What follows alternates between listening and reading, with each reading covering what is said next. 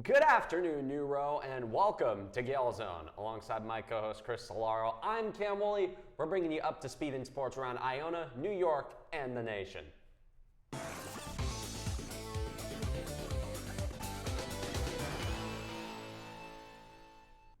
On Friday, Marud Madness took over the Heinz Center as the Gaels introduced their men's and women's basketball teams. The event was packed with energy, featuring exciting performances from the Iona dance and cheer teams and a show-stopping headline performance by Gaie. New Iona head men's basketball coach Dan Giroux received a warm and enthusiastic welcome from the crowd, bringing more excitement to the night. With the Heinz Center rocking, it's safe to say that Gael Nation is ready. The Gaels basketball season officially tips off on November 3rd. Chris, what's going on with soccer? With the regular season coming to an end, the Gaels are battling all to secure a playoff spot in the playoffs. Currently sitting at 8th place of the MAC standings, 2 points out of the final playoff spot. With the last 2 games of the season underway, it's coming down to the wire for the squad. On October 25th at 10 a.m. on ESPN+, the squad will travel to Quinnipiac, where they hope to come away with a win. Quinnipiac's Bobcats could potentially receive a bye by beating Iona's Gaels. However, a win here for the Gaels would keep them alive to reach that coveted playoff spot. On October 29th, also at 10 a.m. on ESPN+, the Gaels will head to the 7th seed Siena, home field, to play their last regular season game in the hopes for a tally in the winning column. Even though the season is coming to an end, the Gaels will rally in hopes for a successful playoff run. Cam, pro sports now, what's happening with the New York Giants? Oh boy, in pro sports, just when I was in, the New York Football Giants spit me back out. They blew a historic 18-point lead in the final 6 minutes of their game against the Broncos, the first of any team in NFL history to suffer such a defeat. They shut out the Broncos for 3 quarters. Vibes began to feel like they were finally changing for the better. This was before giving up a mind-boggling 33 points in the 4th quarter to shove themselves back down amongst the NFL's basement dwellers. Jackson Dart continues to look like a franchise quarterback, throwing for 3 touchdowns and rushing for 1. He would lead a drive that would win the game for most teams, but the Giants let Bo Nix and company march 50 yards down the field in 2 plays to set up a game-winning field goal. The Giants go down to Philly on Sunday to try and rebound and get the season sweep against the Eagles. Now, Chris, I'll say, that was horrible. There's no other way to feel about that loss than horrible, but I don't feel as horrible as I did on Sunday. I still feel horrible, though. It's been a consistent shower thought for me. It's boy, what if Dart just took that sack on 3rd and 5 instead of just throwing that pick? Or, what if they ran the ball? What if they did this? What if Paulson Adebo didn't get her? By the way, Paulson Adebo, that's a guy we all, the Giant fans here, and not just me, but on this crew, owe a gigantic apology, because that's a guy who we were giving a ton of grief until wait till you see his replacement, Deonte Banks. Yeah, that guy's a real uplifter coming on the field in the defense, giving up 33 points. No correlation there, I'm sure. But the first team in NFL history to blow an 18-point lead in less than 6 minutes, 1,602 teams have been in that same exact spot prior to the Giants and have won that game. No other of the horrendous disaster franchises in the league, not the Jets who we're going to get to, not the Browns, not the Jaguars, not the Lions before Dan Campbell got there, or any of the other notorious chokers in NFL history have pulled off a feat like that before the New York Football Giants. I'm lost of words. I really am. I mean, they're blowing the lead in the 4th quarter. The Broncos scored 33 points.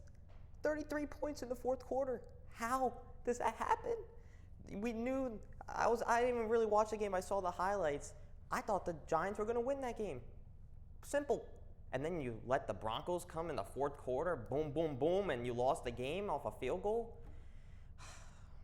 It's devastating. And then after the game, the kicker got cut, which deserved to. He missed 2 extra points. The second probably could have kept them in the lead, but man, I feel, you're a Giants fan, I'm a Giants fan. It's rough. It's rough, but we got to move on, right? You can't just sit here and whine and cry about this loss. We have the Eagles coming up next, who we face them at MetLife. This is Jackson Dart's first time going into Philadelphia, where we know he's going to get the boos. People are going to curse him out. So this is going to be a real test. Coming off a horrible loss, the Giants definitely need to bounce back, Cam. They got to bounce back. That loss is in the rearview mirror. We're facing the Eagles now, and let's get back on track. Like, I'm going to be honest, I don't see the Giants winning on Sunday because Paulson Adebo is probably going to be out, and Deonte Banks is going to be drawing snaps against either one of A.J. Brown or Devontae Smith. I know A.J. Brown, he's dealing with a little something. He might play, might not, but regardless, Banks is going to be on the field, and he's going to get torched every time he's out there. But you talked about Jackson Dart, and this is a really weird week because, again, everybody unanimously agrees that loss was awful. Blowing that kind of lead, I just went through all the stats about how awful it was. But the consensus is the future's bright, and that, like, you talk to other NFL fans, they say, yeah, that loss was horrible, but your quarterback frigging rules. And that's what I'm feeling about Jackson Dart, dude. He's the guy, plain and simple. I've seen enough in this very small sample size, and I know it's a small sample size, and he's going up against a team that's already seen him once, and we might have a different opinion about him next week. But, dude, he dropped 32 points, including what should have been a game-winning drive against the top defense in the league in their own barn. Back-to-back weeks of 30 or more points against real title contenders, and all of this without any real wide receivers outside of Wan'Dale Robinson. And just one last stat before we move on to the Jets here. Jackson Dart in the last 2 weeks, if you're into football analytics, he is 4th in EPA per play among quarterbacks in the last 2 weeks. He is ahead of guys like, I don't have the guys off the top of my head, but the only guys he's trailing are Patrick Mahomes, Drake May, and Dak Prescott, all of which are MVP candidates at the moment. So in the last 2 weeks, he's been playing some elite football against elite teams. Now, Chris, what's going on with the Jets, man? Man, these Jets, man. If losing were a hobby, the Jets would be collecting trophies. Plain and simple. Another week, another faceplant. The Carolina Panthers beat New York by a final score of 13-6 at MetLife Stadium in a grinding, ugly game where the Jets couldn't find any rhythm. Justin Fields was benched in the third quarter for Tyrod Taylor after a rough first half, and the offense finished with just 139 passing yards, 81 rushing yards, 2 interceptions, and 6 sacks allowed as New York failed to score a touchdown. With Garrett Wilson sidelined, the receivers couldn't create any game-changing plays, and even a gritty defensive effort couldn't make up for an offense that couldn't score a touchdown. The loss dropped the Jets to 0-7, still winless, and searching for their first victory under new head coach Aaron Glenn. 0-7. Let's go. That's oh my God, dude. Just like, and then look at what happened earlier this week, dude. This is just in case it couldn't get any worse. Woody Johnson got put in front of a microphone, and whenever that happens, it never ends well. He just added more it's every time he talks about the Jets in particular, it's like throwing gasoline on a tire fire. Like, it's terrible. And he's publicly calling out his quarterback. Chris, I know you have the quotes on there. Why don't you read them off for us? So we have 2 quotes here. This is the first one here, talking about Aaron Glenn and the entire team. It's hard when you have a quarterback with the rating that we've got. If you look at any head coach with a quarterback like that, you're going to see similar results across the league. And here's another quote from the owner. If we can just complete a pass, it will look good. When he talks about rating, I assume he means Madden rating, because I don't know if you remember that fiasco from over the offseason where he vetoed a trade for Jerry Jeudy because of his awareness trade in Madden. I assume he's talking about Madden ratings there, because this is Woody Johnson. Dude, just like publicly calling out your quarterback like that. And you know me, I am an outspoken critic of Justin Fields, but I'm just a guy on the internet. Woody Johnson's the owner. He's the guy who pays his salary, who has to put on a brave face. I don't know how brave of a face you can put on to represent this team, but dude, what a disaster this franchise is. And he's just making unnecessary headlines that this franchise clearly doesn't need or never needs. But this is Woody Johnson we're talking about, and you're not going to get anything smart out of him. I think you can make a case for him being the worst owner in professional sports. We talked a lot of trash about Jerry Jones for trading Micah Parsons, and sure, he deserved that criticism, but I don't think there is any owner in professional sports who is worse than Woody Johnson. That includes guys like Bob Nutting. That includes guys like the Pagulas when it comes to the Sabres, but I think Woody Johnson takes the cake, and I don't think it can get worse. Although, who am I kidding? It's the Jets. Of course it can get worse. But, and you know something about this team? You know how bad it is right now. They're 0-7. They seem to be on the correct. By and large, worst team in the NFL. 100%. I see people talk about, oh, they better win this game against the Bengals on Sunday. Are you kidding me? I don't see any game of theirs for the rest of the year that I consider to be winnable because they haven't won a single game. They haven't proven that they can win. And I just, Chris, give me a little levity here. Just, dude, this team. It's over. It's literally over for them. Aaron Glenn is a one and done. I'm sorry, guys. He's one and done. This team is going to go 0-17. I mean, they've joined the 1996 and 2020 squad, the only team to start 0-7. The fact is, I watched the video on Twitter before we came on the air. Aaron Glenn wouldn't even tell anybody who his quarterback is because he does not want, and this is funny, he does not want the Bengals to have an advantage. Like both Justin Fields and Tyrod Taylor are going to give the Bengals advantage. And then he also said after the game, he said, I understand the nature of the quarterback change. And listen, we needed a spark. At that time, I felt it was the right time to do so. It was my call. Quote, Aaron Glenn. How can you have so much bravado? I don't know. I forgot that he did that thing about the quarterback. He said that he wasn't. He said it's like, oh, I'm not gonna name a starting quarterback. We want to have the fog of war. We're gonna have a little mystique. Oh my God, dude, I'm literally crying right But now. yeah, the Jets outscored 72-20 in first half. But I just don't know why you would say, oh, I don't want to give the Bengals a quarterback advantage. Like, you put Fields in or you put Tyrod Taylor in. What's it going to do? And Joe Flacco sling the heck out of the rock against the Steelers last Thursday night. Dude, Unk has still got it. He's got it. Joe Flacco, former Jet, by the way. Hey. You can imagine how funny that would be. Oh my God. Another revenge story for a former Jet. You know, it's always all these guys, no matter how insignificant it is. These guys will come up to a mic. It could be like a backup special teamer who happened to be on the Jets practice squad. Some reporter will put a mic in front of him, and then they'll say, man, this game meant a lot to me. You know, to come in here, beat these guys who did me wrong. Just like every time, and you know that's going to happen. Joe Flacco is going to get in front of him, like whatever sideline reporter is doing that game is going to interview him post-game after the Bengals blow them out by 20 points. And then he's going to say, you know, it's meant a lot to me. This team, they did me wrong. They tried to kill me, but they didn't. I'm free.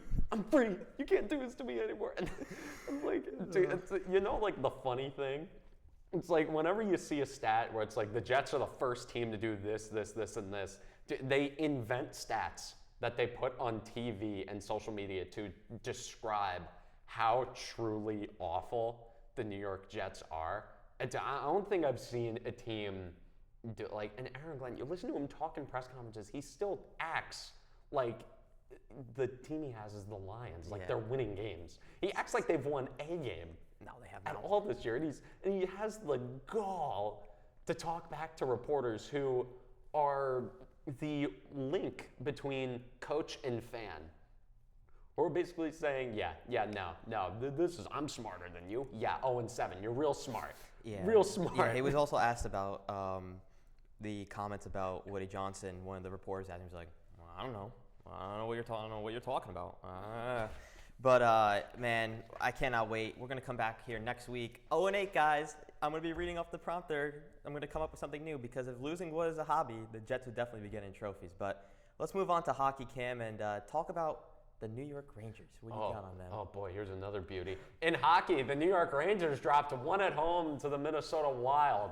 Artemi Panarin would get on the board 57 seconds in to continue his hot start, but it would be nothing for the Blue Shirts from there. Philip Gustafsson would stop every Ranger shot after that, allowing his team to mount a counterattack. Jonas Brodin would tie the game with his first of the year later in the opening period, And Danila Yurov would score his first of the year as well, 8 minutes into the third. That'd be the game winner. And Kirill Kaprizov would notch the empty netter to seal it. Igor Shesterkin held strong with 29 saves on the night, but as per usual with him, it wouldn't be enough as the Rangers lose their 4th of their last 5 games. Update, 5 of their last 6 after they just allowed 6 goals at home to the San Jose Sharks for their first win of the year. Here's another beautiful team around here. Just want to give a quick State of the Union here for the Rangers here. Lost 5 of 6. They went the entire month of October without a win at home. They gave the Sharks, who have been, there's young excitement, there's youth. Macklin Celebrini is amazing. They got some youth there, William Eklund, Michael Misa, Will Smith, all the guys there. But that's not a good team.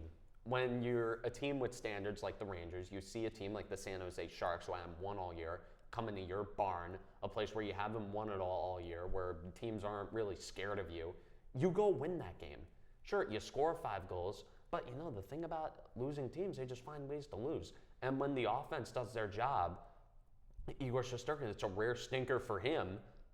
And it's just the same issues that they had last year from the top guys. You don't see that level of effort. The top guys look like they don't care. JT Miller, captain, by the way, JT Miller gave up on a loose puck in the corner in overtime that Macklin Celebrini picked up. Then he ended up dishing across to Will Smith for the game-winning goal in overtime. That's the captain, the guy who was brought in to be this, who's going to shake everything up.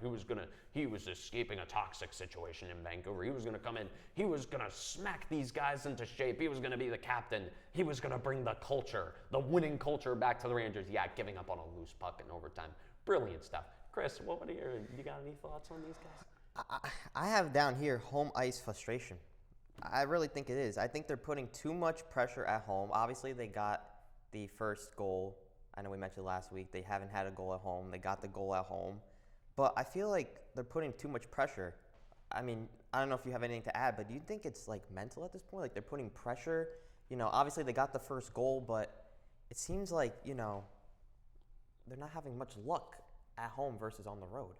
To any Ranger fan knows that the top guys on this team, the Zibanejads, the Panarins, they know they don't have it in here mentally. You see it with the Yankees. There are guys who are talented, but they just don't have the mental to do it. You look at some of the guys on the Mets this year, great on paper, they just didn't have the mental. And the Rangers just repeatedly, the top guys, the Panarins, the Zibanejads, the JT Millers, they look like they don't care. They look like they're there to just enjoy the nightlife of New York City. They look like they're there to enjoy the jersey and the perks that come with it, getting into clubs, getting into all the nice restaurants, the steakhouses, this, that, the third, getting bottles paid for you, Instagram models, whatever. But just, again, it's that loose puck in overtime that really has led me to believe that it's just the same thing. We're going to get a repeat of last year. Doesn't matter who you brought in as the head coach. And Mike Sullivan, even though he had a really good track record in Pittsburgh, he was not known as a guy who was going to smack guys into shape and really get on them.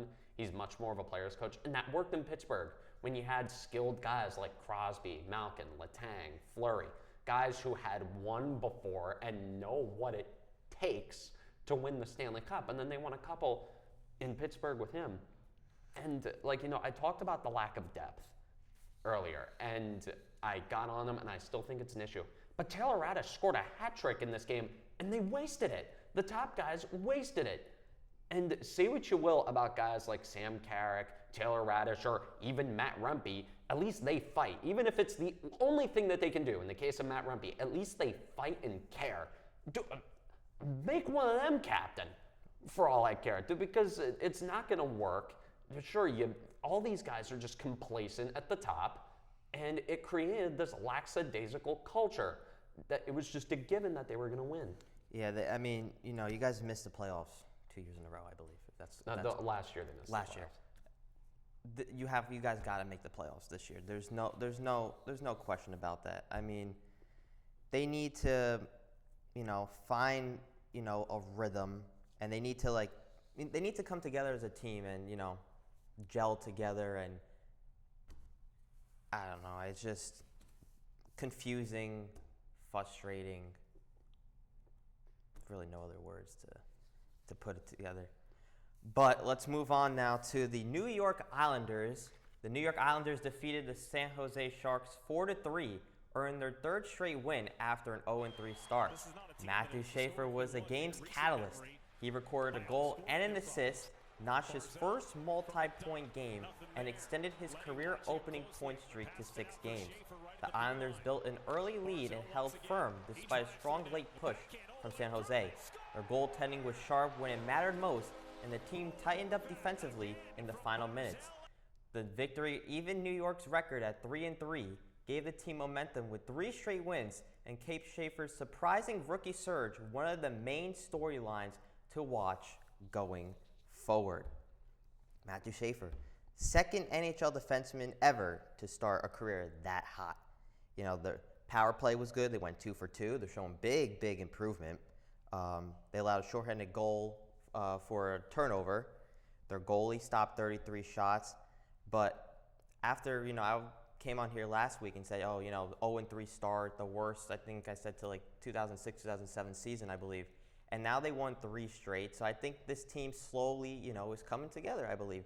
And with that young rookie on the line, I think he's going to create some problems going down the stretch. He just adds so much excitement to this team.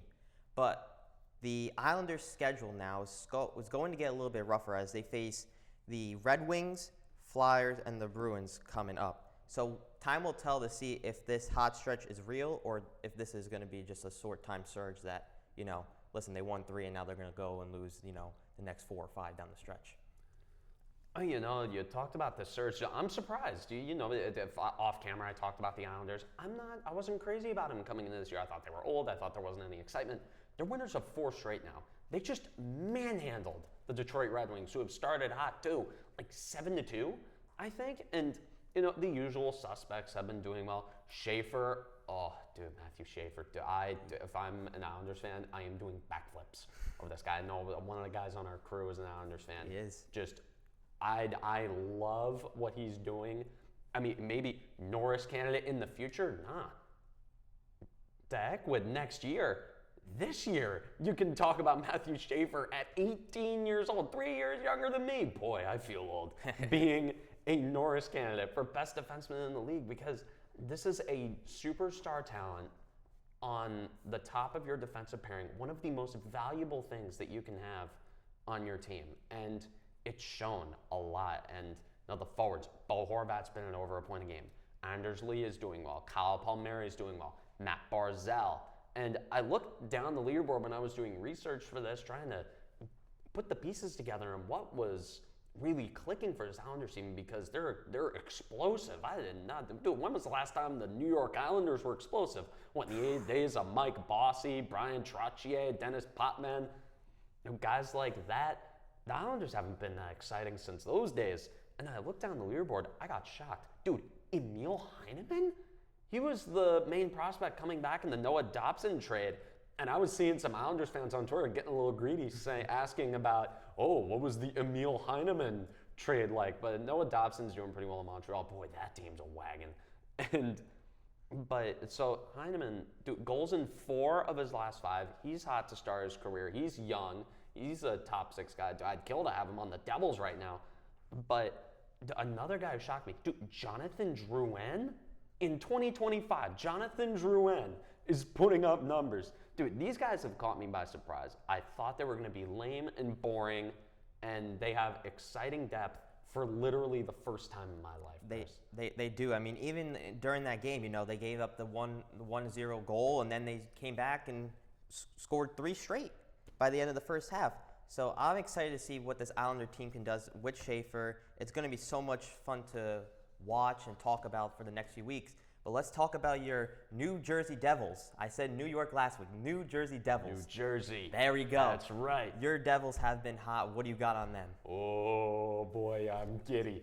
The Devils had a winning week, extending their winning streak to 6. They defeated the Maple Leafs 5-2 in Toronto on Tuesday. They would surrender the first goal, but score 4 in the second period in an offensive explosion.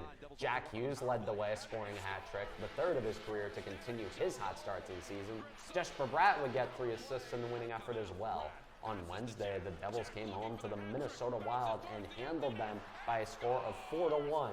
A dominant game from end to end for New Jersey as the depth scoring would power them to victory with goals from Brendan Dillon and Paul Cotter. Arseny Griciuk would score his first NHL goal on the power play as well. A big moment for the touted Russian prospect. Jesper Bratt would score the empty netter to bring his season opening point streak to 7 games. Nico Dawes saved 30 out of 31 shots in a strong season debut for him. Chris, I love this team. I love them. I love them. I love them. I love them. 6 straight wins, each against playoff teams against Columbus, except Columbus, who barely missed last year. This winning streak includes both Cup finalists. Each of their last 4 wins have been by multiple goals, including against said Cup finalists. 3-0 at home, which was an issue last year. They only went 19, 17, and 5 at home. So they lost more games there than they won, actually, as a playoff team. Depth in the lineup, except for the fourth line, which might just solve itself when guys like Evgeny Dadonov come back from injury. Jack Hughes and Jesper Bratt are cracking heads every time they're out there. It looks like a 7-on-5 at even strength every time they're out there. And Bratt is still somehow flying under the radar with 11 points in 7 games, tied with Connor McDavid and Nathan McKinnon in the points totals. In summary, Chris, for now, these guys are a wagon. They've been hot. They've been really, really good. I mean, you talk about Jack Hughes. Jack Allen made 23 saves in the win against the Maple Leafs. So let's go 7, 8, 9. Let's just keep the ball rolling. I mean, what's stopping the Devils from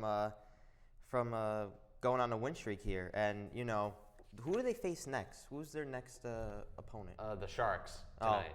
Wow. Not gonna lie, I was looking at the Sharks money line at plus 290. I'm tempted, but because the Sharks at the Rock have been a trap game for the Devils the last couple of years, but it's just the vibes are so great. It's just so much excitement. They're winning, and they're winning in dominant ways. You look at, and just some players I want to highlight here who have been real guys who have bolstered the forward core of this team. Dawson Mercer was a guy who kind of slumped in the last couple of years. In 22-23, he had 50 points. He almost cracked 30 goals. Not quite, but he's at a point a game right now. He's been a revelation for this team, and he was sent down to the third line against Minnesota, so there was a little bit of worry there about maybe it was a product of him being up there with Hischier and Meyer. Nico Hischier makes anybody look good. But Dawson Mercer, centering his own line, he looked incredible. If that's the guy that the Devils can get, there's all this worry about, third line center, who are they going to get to be a third line center? The answer might have just presented itself in some internal development. And another guy I want to highlight, Timo Meier, he's at a point a game. There was, again, a lot of underachieving from him, but he's looked really good. He might have looked like to have found his fit finally on this team. And the guy who scored his first goal the night before, Arseny Griciuk, the KHL transplant, the guy who came over, who I was kind of about. I was wondering if he actually existed because we had been talking about this guy for years. But he's come over, he's looked really good. He was bumped up to the top 6, and he was given the tough assignments off rip. He was given the line of Eriksson Ek and Kaprizov, and he did pretty well. And he scored a goal on the power play. So if he can be a contributor on the top 6, if he can be a part of that solution, there also are guys like Connor Brown, etc. Guys who have really come in and made this team a serious threat, who have proven that they can handle the top teams in the league. They definitely can. Now, I believe, are you guys away or home for the next game? Home. We're home tonight. Oh, we're home. Ooh, that crowd's going to be on fire trying to make it 7 straight. I love Kim when you're happy about your Devils. You're very, very passionate. Hopefully it stays like that for a while. Well, let's move on to basketball as the New York Knicks are back in action. The Mike Brown era for the New York Knicks began on a high note with a 119-111 win over the Cleveland Cavaliers at Madison Square Garden on Wednesday night. OG Anunoby led the charge with 24 points and 14 rebounds, while Jalen Brunson, the captain, added 23, and Karl Anthony Towns contributed 19 points and 11 rebounds. The Knicks built a 17-point lead early before the Cavaliers powered by Donovan Mitchell's 31 points, clawed their way back into the game. However, New York regained control with a decisive 14-0 run early in the fourth quarter. Miles McBride's spark off the bench and the team's dominance on the glass sealed the opening night victory. In his debut, Brown showcased a more balanced, team-oriented offense and emphasizing rebounding and ball movement, setting the tone for what could be a promising new chapter for the Knicks. Man, New York Knicks are back. They're back, baby. New York, go New York, go. Go New York, go New York, go. Oh, dude, man. This team looks ready. If I could describe them in one word, it would be ready. My God, dude, Mike Brown's impact is already apparent. You know, we were talking a big thing with Tom Thibodeau. He would never give the stars a rest. He would never use his bench. No starter reached 40 minutes on the night. That includes guys like Brunson and Cat and OG, who all played really well. None of them reached 40 minutes. You mentioned Deuce McBride. He's going to be a bigger factor this year. He's going to be a real scorer off the bench. And this is on a contending team. And the thing that really hopped out to me about this game, Chris, when I was reading over the stats, the stars didn't need to be stars for them to win here. Last year, it had to be Brunson. It had to be Cat. OG Anunoby, who was my favorite player on this team, I loved him ever since they brought him in. He's been a perfect fit. He was the guy who pushed the Knicks from just good to contenders. He led the team in scoring. You mentioned 24 points. He did really well in that game. He did absolutely amazing. And I looked at some other stats. They only shot 35% from three. That won't last. There's some positive regression due here. And arguably the biggest test they're going to face all year, the Cavs, they handled them. Sure, it was at home and there was some more vibes. There was a little extra tacky stuff going on, but that was such a huge, huge, huge win for this team. They passed a huge test. And Chris, if any year is the year for the Knicks to at least make it to the NBA Finals, it's this one. Boston has no Jason Tatum. The Pacers have no Tyrese Halliburton, who killed you last year. There is, granted, might be an asterisk, but the Knicks, I think the road is paved for them in the Eastern Conference. This is the year. It's paid for them. I mean, you mentioned it. Boston, injuries. Pacers, injuries. It's finals or bust for the New York Knicks. You know, the last time they made it and won NBA Final was May 10th, 1973. That was over 52 years ago. That was before me and you were even born.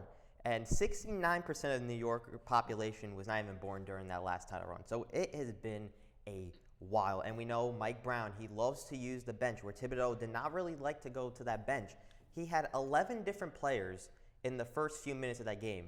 So that's a big difference than what we saw from last year. And you saw how New York was a more quicker offense. You know, Brunson with that wide open three, again, that basket started. And, you know, just a little bit more about Mike Brown. You know, he has multiple coaching experiences. He came from the Cavs. He was, you know, Lakers, Sacramento Kings. He transformed that franchise. He's also won 2 NBA Coach of the Year awards. His career percentage, winning percentage is .599. So that's a very solid winning percentage. Obviously, you know, they didn't have Robinson. They didn't have Hart. But still, without them, you know, they still won the game. And, you know, they dominated the boards against the Cavs, 48-32 in the opening game. 5 players scored between 15 and 24 points. So, you know, Brown's statement said, "Nobody has it bigger than I do."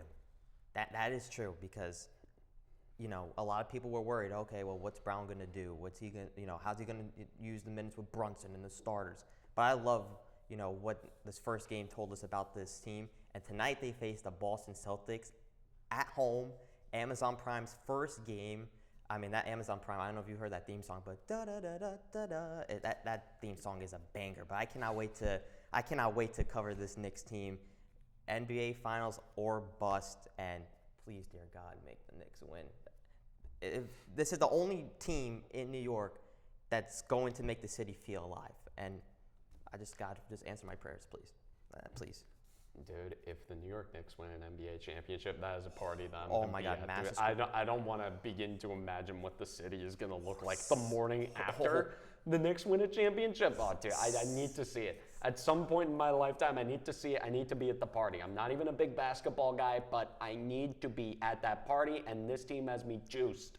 I love watching these guys. I love this team. I love what they can do. This year has to be the year. Mike Brown, the bar was set. Game 6 of the Eastern Conference Final, that's not good enough. That gets you fired. The standard's here.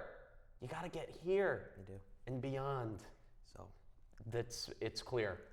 The mission is clear for the New York Knicks. come on, Knicks, let's go. Championship or bust. Anyways, that'll be all from us today. On behalf of the entire crew here at Gael Zone, both in front and behind the camera, thank you so much for tuning in. From Chris Cilauro, I'm Cam Woolley, telling you to take care, have a good weekend, and get your homework done.